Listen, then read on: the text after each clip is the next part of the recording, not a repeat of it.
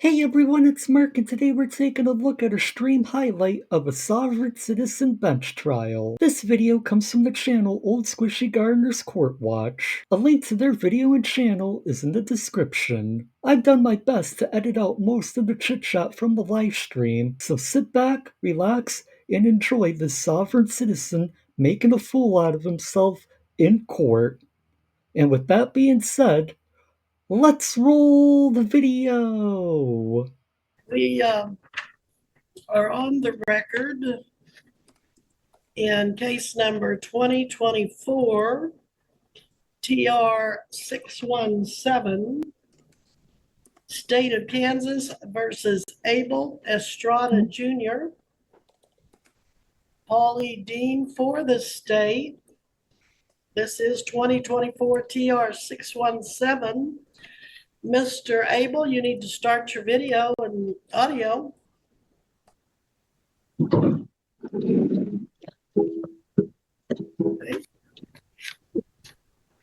All right, Mr. Abel, you are representing yourself today, is that correct? Yes. Okay.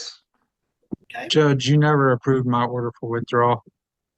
Yeah, you set that over for today. Well, I do have your motion to withdraw. I also have the defendant's pro se motion to dismiss with extreme prejudice, affidavit of true and affidavit of reservation of rights, request for writ of discovery, which he filed November 21st to 24. Mr. Abel, what's going on between you and your attorney? Do you want an attorney or do you not? I do, but he's not able to defend me because for the interest. I don't know, but he's not defending me. I need an attorney. You say you need an attorney? But I don't know if it's your computer or mine, but I'm having a hard time hearing you, sir. hello. Missy, is that his computer or mine? I hope it's not mine. He's not sitting close enough to the microphone, Judge. All right, you need to sit closer to your microphone is what I'm told, sir. Can you hear me now? That's great, yes. Now, what's going on with your attorney? Do you want your attorney or not? I do, but there's some conflict of interest where he said he's not going to represent me. He says he's not going to represent you? He says he's going to pull himself out. Okay, Mr. McClendon, what's your take on this?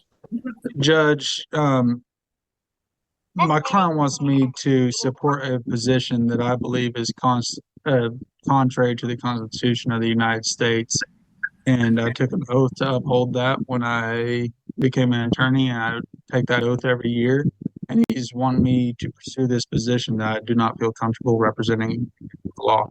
So basically, in other words, he wants this lawyer to just represent him using all the typical sovereign citizen arguments.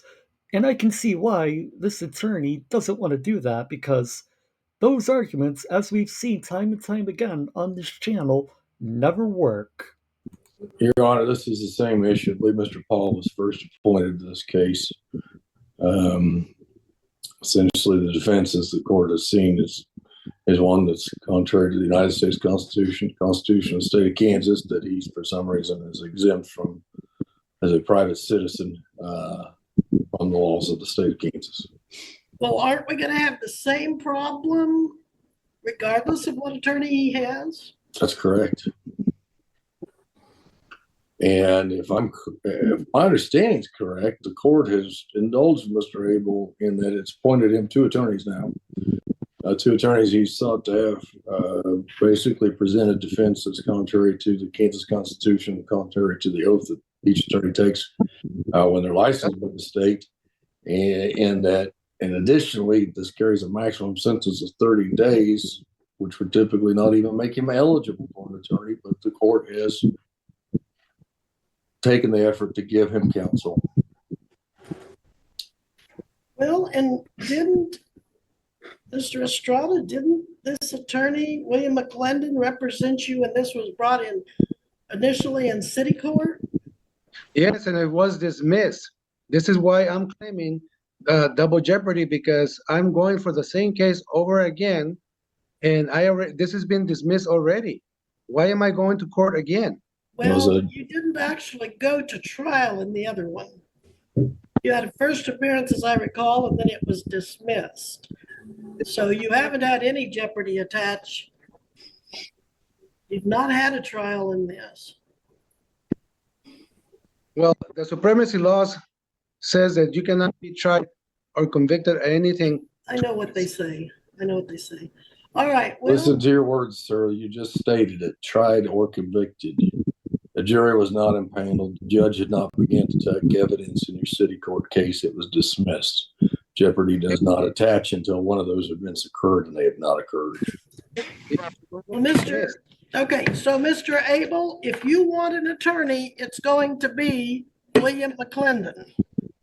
So, I'm not too familiar with this sovereign citizen, but apparently he's had a few court appearances up to this point, and he's the type of sovereign citizen who apparently thinks he's the smartest person in the room, even though he isn't.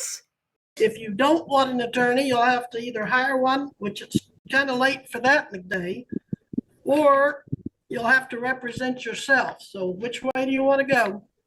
I like to get an attorney, but Well, I I'm not already going to give you continuance for it because you've had this case in municipal court, you've had this case in this court, you've known this hearing was coming up, and you've gone through two attorneys. So what do you want to do? Are very you going to simple. represent yourself or use Mr. McClendon? Those are basically your I want to choices. be, but the You paperwork have that to stay up by the microphone. I can't hear you. I want to be represented by my attorney, but the paperwork that I support, that I put in there, is completely lawful, and he doesn't want to go forth with my Okay, paper. so here, is that where the disagreement is? You filed this voluminous motion to dismiss with extreme prejudice, as you captioned it, and he doesn't want to argue that for you? Is that why you two are in disagreement? Yes. Amongst many other reasons, Judge. Okay, well, Mr. McClendon, hmm, I'm gonna make, Judge, if he's able to draft a motion of such, I don't see why he can't be able to argue it himself. well, I'm gonna have you stay on board, Mr. McClendon. And Mr. Abel, I have read your motion. Believe it or not, I did read it all. I read about your arguments for the Sixth Amendment right to counsel and your discussion of Attorney Richard Paw having a case conflict. And then you start talking about your commercial and private license plates. You start citing federal law that isn't even applicable here. How's that? And you start getting into the US code. And you start talking about retaliation and coercion and Well, this guy's sitting every square on the sovereign citizen bingo card. the right to confront witnesses, which I agree you do have, and they are here to testify, as I understand it. But I don't agree with this, what you call lawful private American righteous onto the Lord, the King of glory, and the law of the land of the United States, ex parte Milligan. That isn't even making any sense. You start talking about military courts. This is not a military court. You start talking about being a free person, having the right to travel on the roads. Well, provided by their servants for that purpose. Well, we don't have servants. And sorry to interrupt, but I mean, he does have the right to travel. He can ride a bicycle, take a taxi, be a passenger in a car, a train, plane, Uber, Lyft, but when it comes to driving, By law, you're required to have a driver's license in all 50 states. In that sense, people are not servants unless they're hired and appropriately contracted. But as far as the roads, if you don't see yourself as having contributed to making those roads, you have to go by the rules of the road. And there's more paperwork. You've included the order of dismissal from city court. You argue that the U.S. Supreme Court and other high court citations prove that no license is necessary for normal use of an automobile on common ways. That's not right. That's not the law. You talk about yourself being a traveler on foot, but you weren't a traveler on foot using the public highways. You were driving a motor vehicle, according to the allegations. You attached something from a Nora Weisenberg Foreign National Division and you addressed Governor Pat McCrory out of Raleigh, North Carolina, a 2015 letter with a carbon copy to Deputy Justice Attorney General Loretta Lynch and Secretary of State John Kerry. I don't see that having any relevance or bearing. Then you've got something with a copyright number and a fee schedule with lawful legal notice, as you call it. And you start talking about prohibited actions in 18 U.S.C. 101, 18 U.S.C. 241, and you go down through those. And again, this is not a federal court. And then you start talking about you have fees that the officers must pay before they can do any business with you. So that right there sounds like the typical fee schedule, which we all know is just made up nonsense. Like, they just grab some random number out of thin air and then tell the officer, well, you must pay me this first for every, or you must pay me for every minute of my detainment, which, of course, once again, is not a thing. And if they refuse to pay your fees, then any business or interaction with them or transaction you say is basically void. And I do not find that that is the law. You have an interesting fee schedule attached. Of course he Apparently, does. to give them your name, you charge $50,000. Correct. To give your driver's license number, you charge the officers $50,000. If they want your social security, it's $100,000. If they want a retinal scan, is that $5 million? That's correct. Wow. Fingerprinting, photographing, 200. This guy is straight up delusional. Like, this dude, to give his name, he's charging $50,000. Like, he lives in the land of make-believe. Holy crap. $1,000 each. Then DNA and a bunch of that stuff is $5,000. And you go on with like a long list of what you're going to charge them with, or charge them for talking to them. And I'm not going to honor that fee schedule because I don't think that has any law in this court, any bearing in this court. You either have the right to talk to the officers or you have the right not to talk to them. You have the right to talk to them with your attorney, again, or you just have the right not to talk to them. But to try to charge them these fees, that is not consistent with the law. Man, pay. And then you have a document, the 12 presumptions of court, and you start talking about a Roman court does not operate according to any rule of law, but by presumptions of law. You go on to talk about before a lower Roman court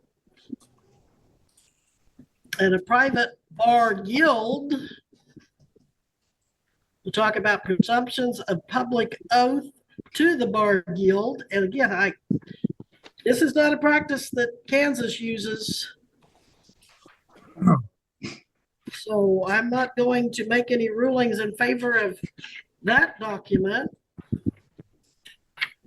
But that's a violation of my rights, because what you do with 9 CFR subsection 3(9). Okay, I can't hear you, sir. You're gonna have to get in front of the microphone. I've been in front of the microphone, but what you're saying is a clear violation of my rights, because 49 CFR subsection 3.0. All right, well, sir, I'm gonna stop you there. You've argued your point very, very extensively in your written documents. So I've heard your arguments in the written documents. I don't see any basis to them in this case, and I deny all of your motions and arguments. I note your objection for the record, so you can appeal if you wish, sir. But as judge in this case, I'm denying your motions. And we're going to proceed with your bench trial on a factual basis.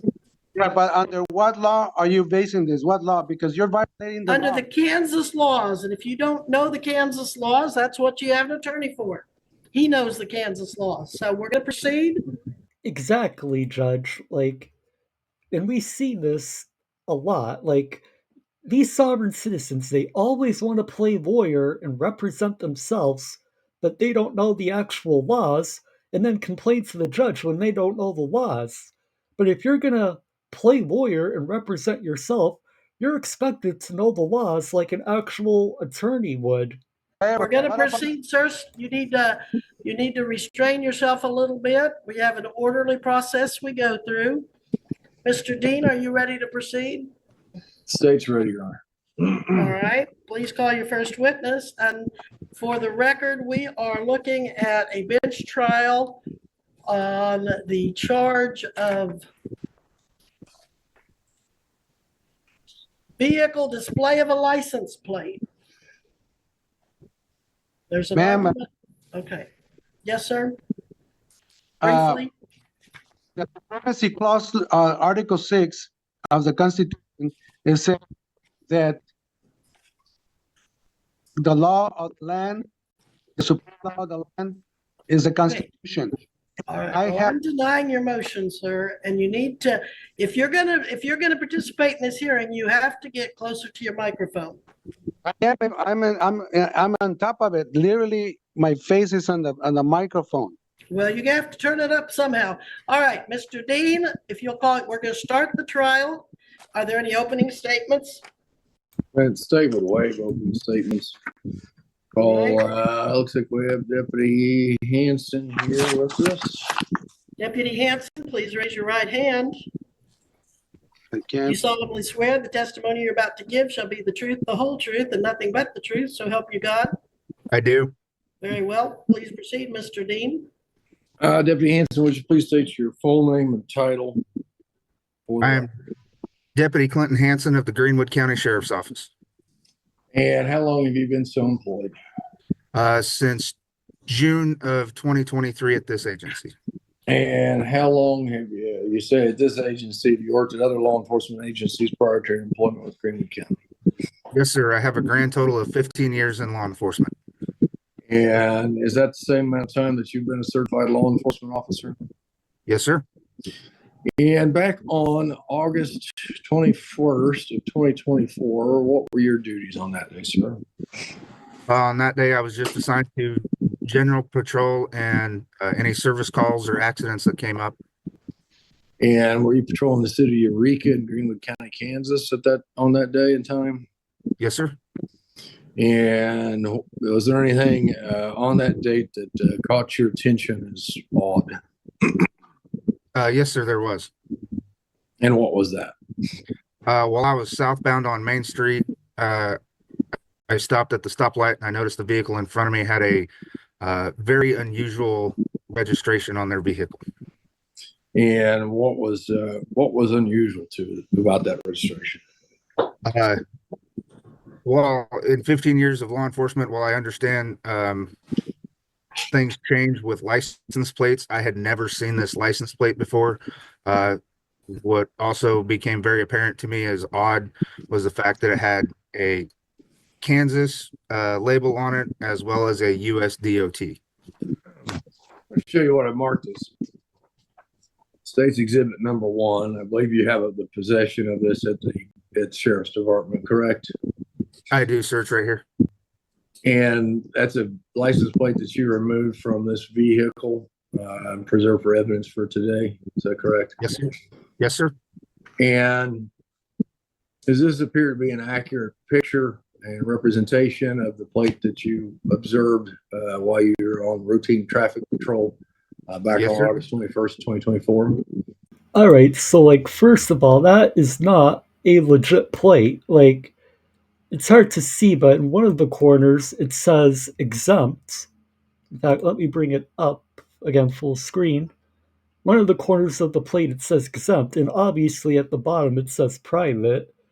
So obviously that isn't a real license plate, just one of those made up sovereign citizen ones. Yes, sir. And that's what you're referencing of Kansas and US DOT, not appearing to be something that you would normally see as far as the layout of a license plate. Correct. Is private something you generally see on a license plate? Not a plate that has ever been issued, to the best of my knowledge, by the state of Kansas or any other state. Hey, Did you Jamie. attempt to run this license plate before initiate or while you were investigating this matter? I did. And what, if any, information was dispatch able to provide to you? There was no information. We could not get a what we call a return or a return from the state with all of the vehicle information. Kansas, a lawful Kansas license plate, would it not also show a month that it expires and a current sticker showing that it's been registered, tags and taxes paid? Yes, sir, in the upper right-hand corner. And that's where it's just indicating that it's exempt for some reason. Yes, sir. Based upon the observations of State's Exhibit number 1, Your Honor, and I would move for admission of the same. He's identified it. Any objection to admission of State's Exhibit 1? And where did this plate come from? That's the number. That's the one that I got from the DOT. My question, again, not where the number was generated from. Where did this actual physical plate, irregardless of the information on it, where did this plate come from? From a company. Company made it for me. And you requested that company make it for you, correct? Yes, I did. And that's a private company. It's not some government agency that issued you this, correct? Correct. How long is this plate good for? Indefinitely, because when I'm using it in a private. Okay. Those are the questions, Your Honor. Anything you want to say to follow up what he just asked you about? Yes, thank you. No argument, just facts. I don't even know how to question anymore because I'm not able to use my own thoughts.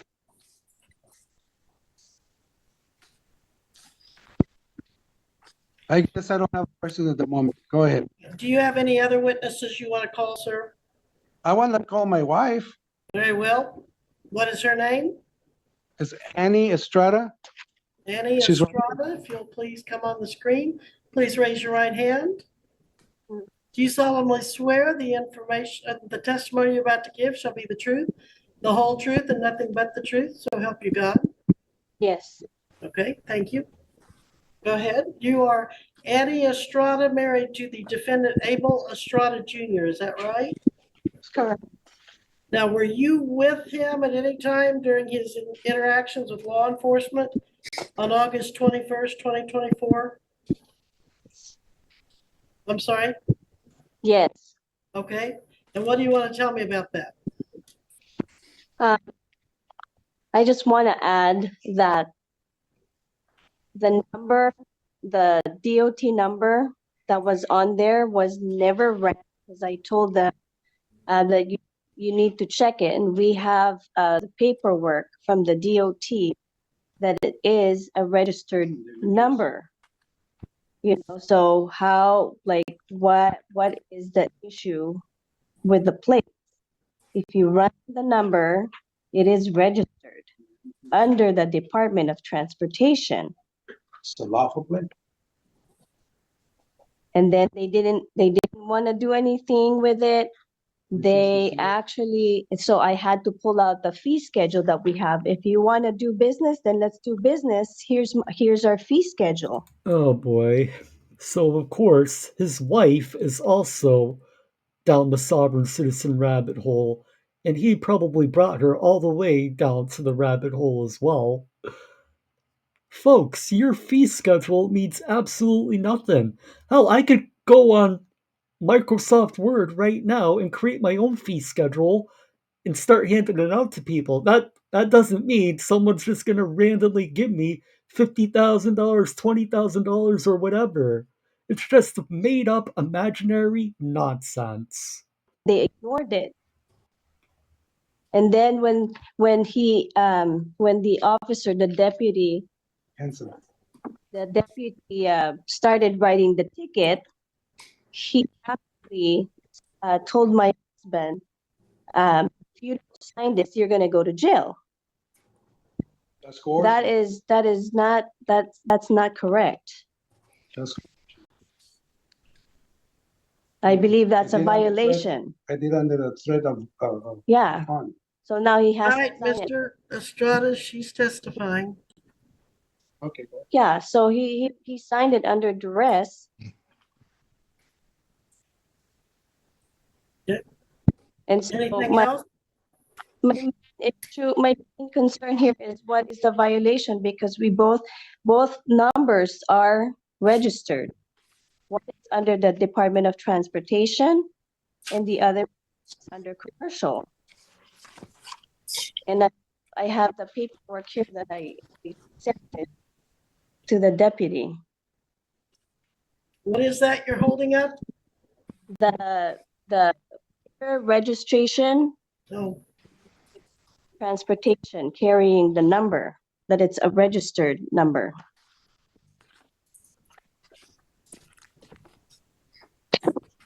Mr. Dean, any questions? No. Information? No? All right, thank you. Any further evidence, Mr. Estrada? Not at the moment. All right, Mr. Estrada, you're in a courtroom. Please remove your cap. The only reason I put it on is because I'm taking blood thinners, and I am freezing, and I got the heater next to me, and I cannot concentrate. I do it out of necessity. It's not that I'm being disrespectful. May I have my hat? Because I'm trembling here. I can't concentrate. It's a call for the judge. I'll let you wear it under these circumstances that you described. Now, I apologize. both parties have presented their evidence. You said you're not going to call anyone else, right, Mr. Estrada? Yes. All right, and I'm going to give you each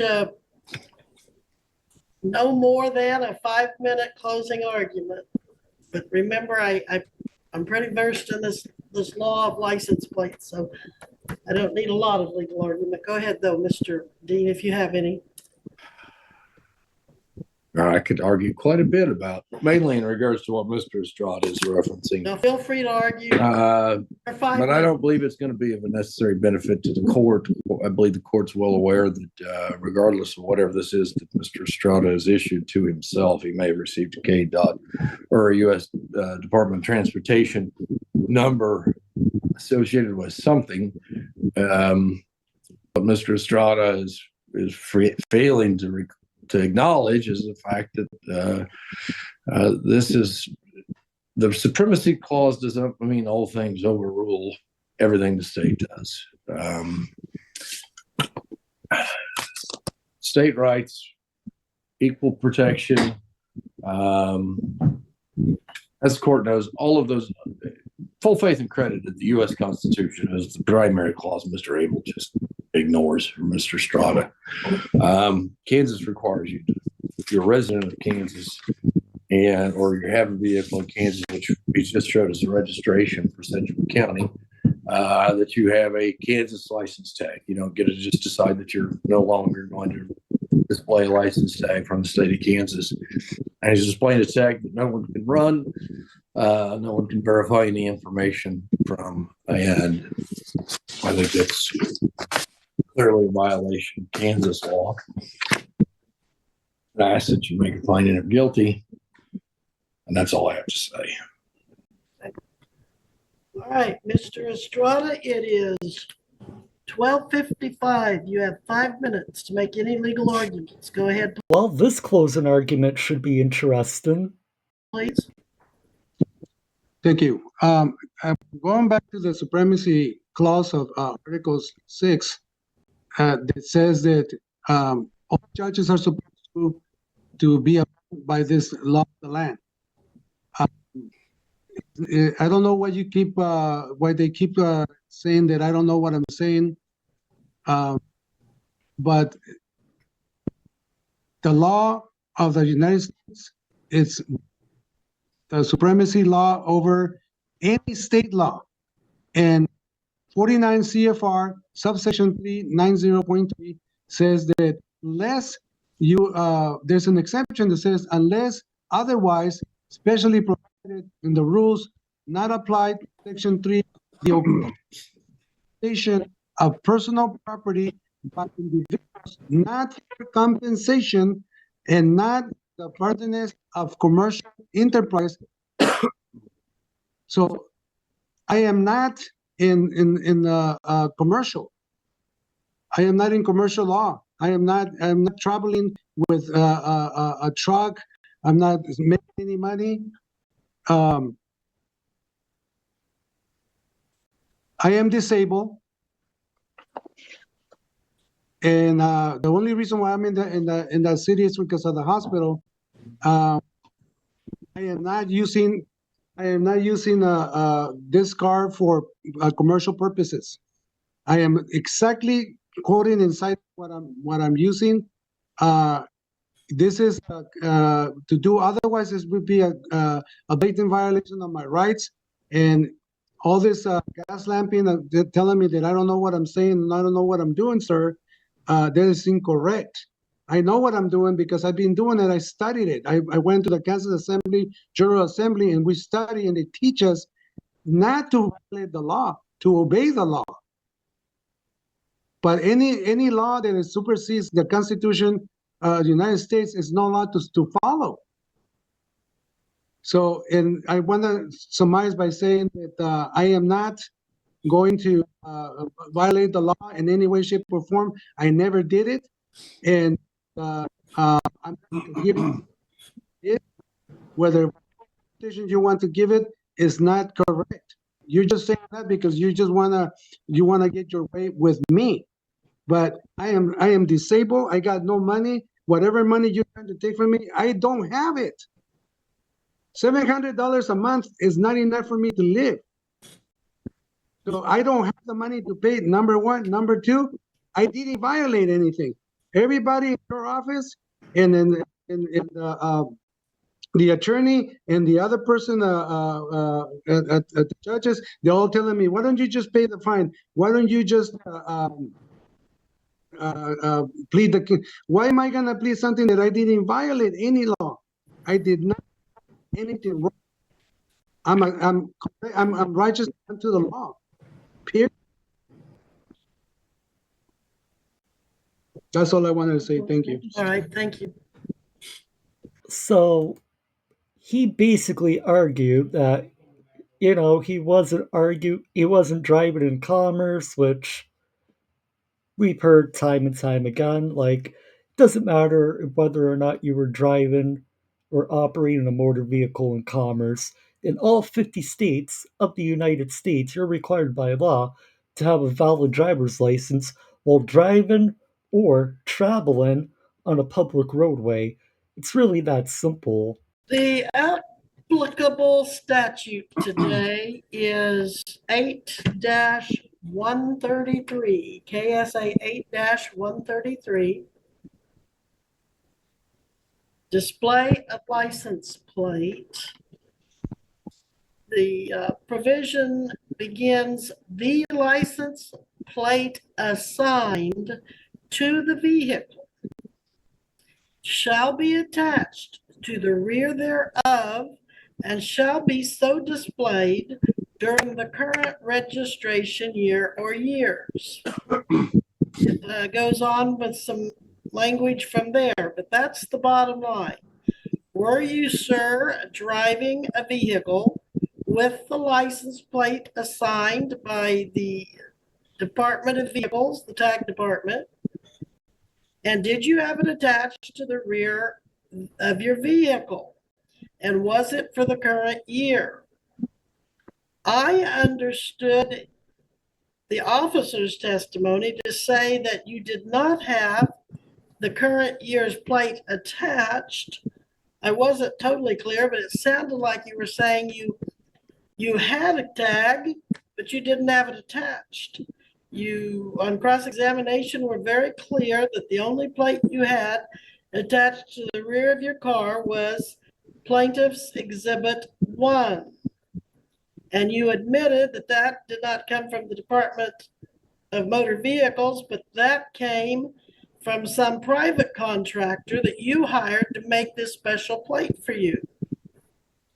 You emphasize the US DOT number.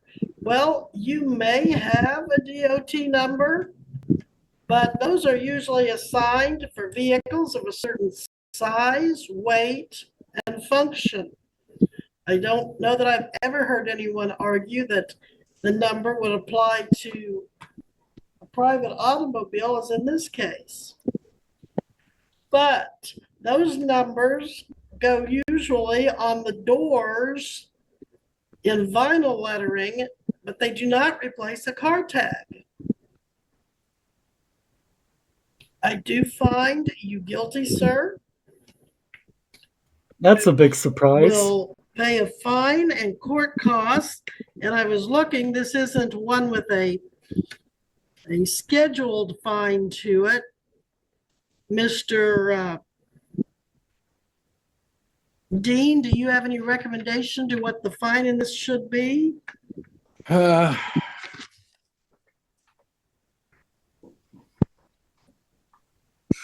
Honor, as he had paid his taxes and registration, I'm going to treat this as what I typically do, even though Mr. Estrada exercises his right to trial and does not acknowledge that the state of Kansas can even require him to do this. I'm going to ask court to impose a fine of $50. Plus court costs of $108. I believe under most circumstances, this carries a maximum 30 days of jail, not asking for any jail to be served, but I believe that we may need some type of a sentence underlined for this matter, with 6 months of non-reporting probation and an appropriate time to pay. And I'm sorry, I missed what you said about how long the length was. I actually didn't make it. I just stated the max sentence was up to 30 days. I didn't make a particular statement as to how many days to serve. I will say recommend 15. Again, did actually have the tag, is choosing not to display it based upon an improper belief on the rule of law in the state's opinion.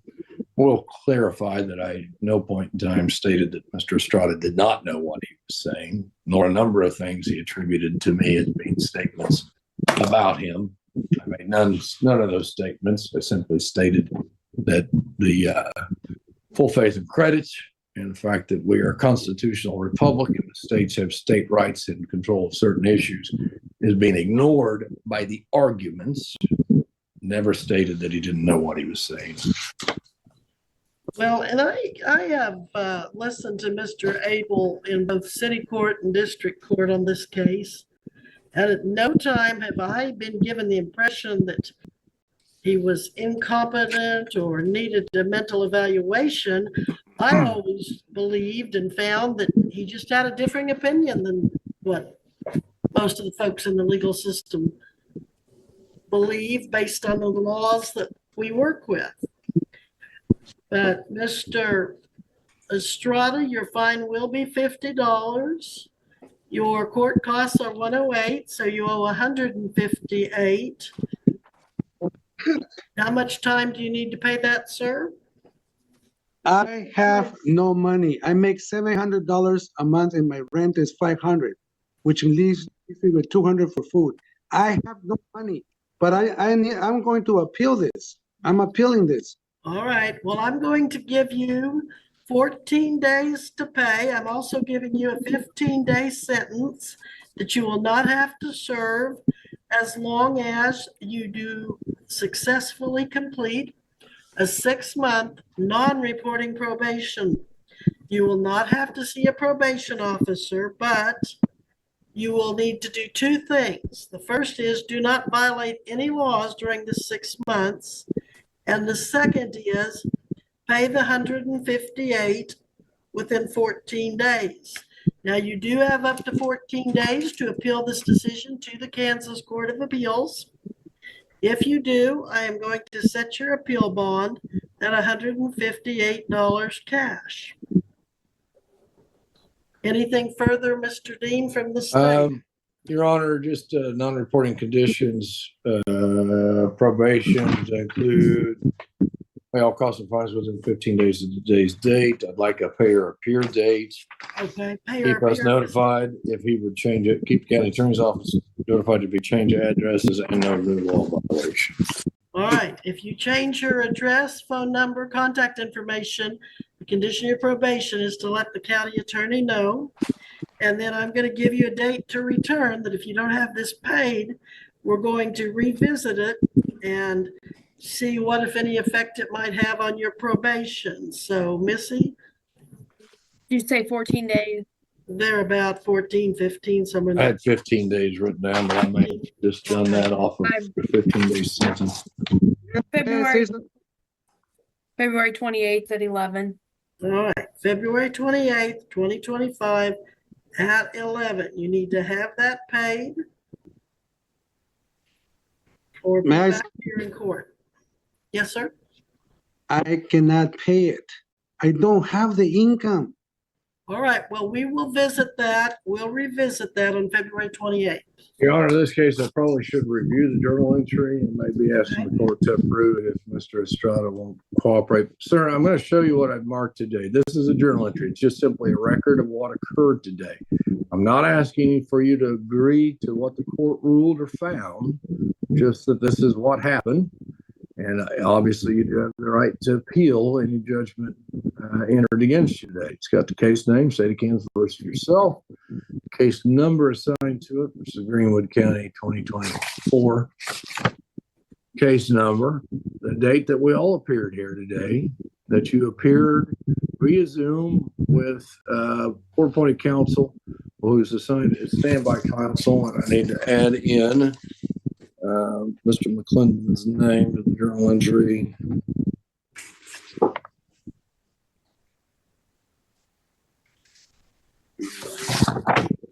So there's no blanks. So I added Mr. McClendon, who was designated by the court at this point in time as standby counsel. Court found you guilty after proceeding to the bench trial of illegal display of tag, violation of KSA 8-133. Court proceeded to sentencing. Court sentenced you to a 15-day sentence, which is suspended for payment of court costs, payment of fine, and I don't believe the court stated this, Your Honor, but I think the court's going to waive attorney fees based upon the disability finding or claim. $50 fine. Go down here, and other conditions of probation include, but are not limited to, or may include, pay all costs and fines within 15 days of the day. If you do not appear on the date the court just gave you for February 28th at 11 a.m. this year, no new law, or keep the county attorney's office notified. If you change addresses, no new law violations. And I've also noted the court advised you of your right to appeal within 14 days of today.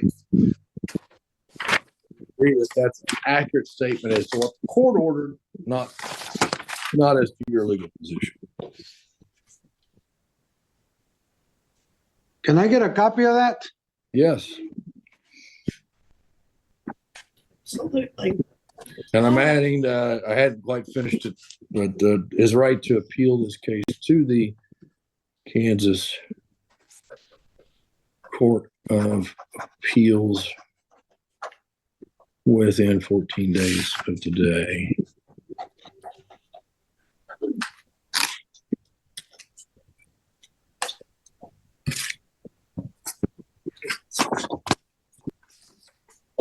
So do you agree that that's what the court ordered? Mr. Abel, or excuse me, Mr. Estrada?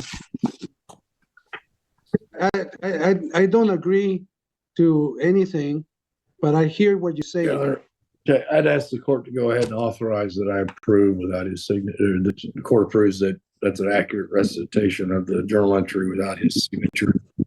Well, I think you're agreeing, aren't you, Mr. Abel? That's what I said. You just don't agree with it, right? Don't agree.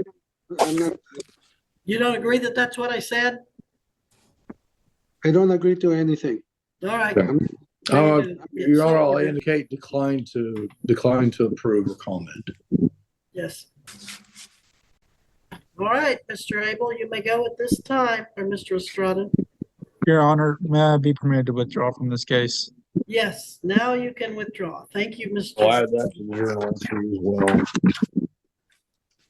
All right, now then, Mr. McClendon is excused, Deputy Hanson's excused. Thank you, Judge. You're welcome. Mr. Estrada is excused. I'm just making the note I don't usually have to make, that the court Okay. approves a journal entry in open court over the defendant's unwillingness to approve or comment as to what was incorrect. So, to the surprise of really nobody, he was found guilty and was given a fairly light sentence, in my opinion. Pretty much just a $158 fine that he has to pay. And no, he kept arguing that he couldn't afford it or, whatever. He couldn't afford it because, he only makes $700 a month. But, I mean, the courts will work with you on a payment schedule or whatever. But still, he kept saying, though, he was going to appeal it, but wouldn't that be more expensive to appeal it? Like, so yeah, he's just honestly just better off cutting his losses and either paying all that fine at once or see if he can make out a payment schedule or something. But yeah, to the surprise of no one, he was found guilty. As always, I would like to give a big shout out and thank you to all of my channel members for your support. I really appreciate all of your support and all of you are awesome.